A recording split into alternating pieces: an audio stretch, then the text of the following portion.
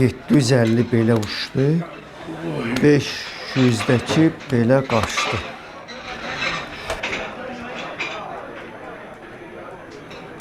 Sən elə bu kişinin borcu xərci bizim axırımıza çıxacaq. Bu qonaqlara heç olmasa getdi. Ne gizgizləmirsən? Bu adam xeyrə şərə yarayırdı ki, yasına da gəlib gedən olsun. 3-5 nəfər oldu və salam tutardı getdi də. Vallahi da. Ay Famil, ay Kamil, ruşluğumu verin. Ne oldu qaz? Ne oldu? Deməli atamın paltarlarını yığırdıq ki, məscidə verək. Bir də gördük pencəyin cibindən məktub çıxdı. Məktub? Ne mektub? Vermə, nə edirəm? Salam mənim dağ kimi 2 oğlum və gül kimi 2 qızım. Əgər siz bu məktubu oxuyursunuzsa, deməli mən o tərəfdəyəm. Bu məktubu oxuyan kimi bütün işinizi, gücünüzü bir kənara atın və aşağıdakı ünvana gedin. Böyük ağa müəllimin yanına. Hörmətlə atanız İsrafil. Can qardaş, can. Kaş sən yox, mən öleydim. Sənin balaların yox, mənim balalarım yetim qalaydı. Uşaq vaxtı, bilirsən, mənim qardaşıma Filfilo deyirdi. Uşaq adı elə idi. Mənim başımın tacı Filfilo qardaşım. Sabahın xeyir əmican. Haralardasan? Dəfnindən sonra yoxa çıxdın Mirasın iyi deyəsən burnuna gəlib, hə mi? Gülmüsə boş-boş qırıldadı bagiləri. İsrafil mənim böyük qardaşımdır. Əlbəttə ki, mirasda mənim də payım var da. Əmi, sənə indi bir də işarə göstərərdim. Heyif qardaşlarım buradadır, ayıbdır. Bəstirin hə? Beynim xarab oldu ya. Minirik maşına, gedirik böyük ağa müəllimin yanına. Məsələni də orada həll edirik. Filfilo ilə böyük ağa bir-birlərində dost olublar. Mirası da ona tapşırır. Durun! Gedər böyük ağa müəllimgilə.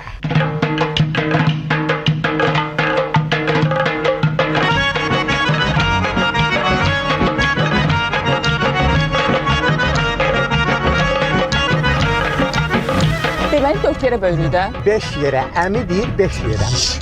Sən bu dəqiqə səni 2 yerə böləcəm. Bir dənə bax bu maşına. Gördün nə qəşəng maşındır. Ceyran deyə Ceyran. Nə mənə yarasar, alacağım. Adə, bir diyan da qoy mən özümə cevciyiz alın. Sonra sən özünün maşını alarsan. Oy, qız evində toydu, oğlan evinin xəbəri yoxdur. Azı cehiz salmısan, bayaqdan. 40 illik cehiz yığır. Ortada nə var? Heç nə. Özdə miras mənə lazımdır. Özünüz bilirsiniz ki, kirayədə sürünürəm. Bu dəqiqə tank kimi keçərəm üstündən. Yapşarsan. Gəl keç, gəl keç.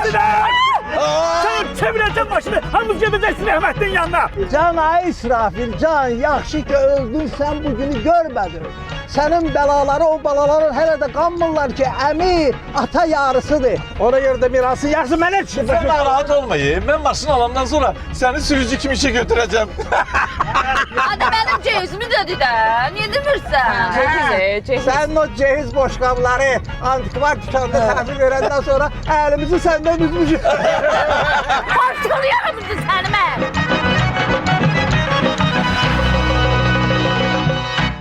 Bəh. Allah sənə rəhmət eləsin. Ay İsrafil, nə gözəl evdir bura. Əmi, bax susmasan, özün rəhmətə gedəcəksən. Deyirəm belə evim var, mən özüm də kirayələrdə sürünürəm. Ay qız, nə tez evi keçirtdin adva. Bu evdə hamımızın payı var, başa düşdün?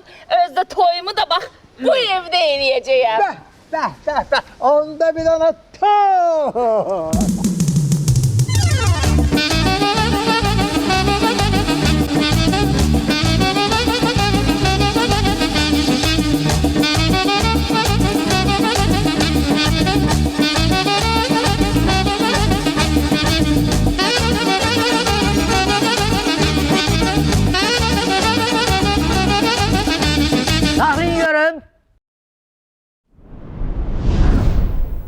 Mən böyük ağa, nə lazımdır?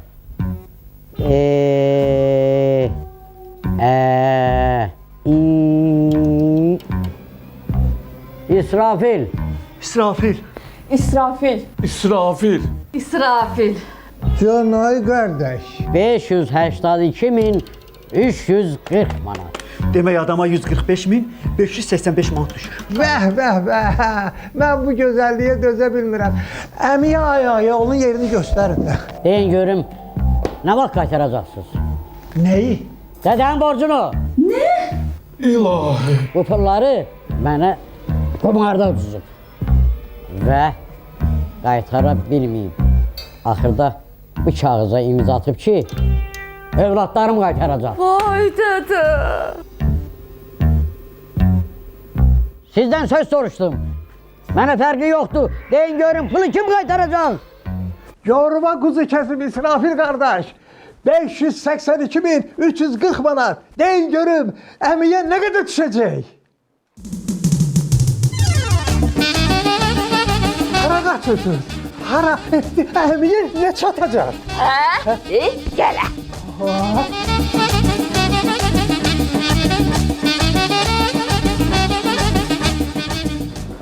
Pulumu ver. Fülfül onun görünə and olsun ki, böyrəklərini də yaxşı işləmir. Yoxsa deyərdim, pulun əvəzinə kesib götürün.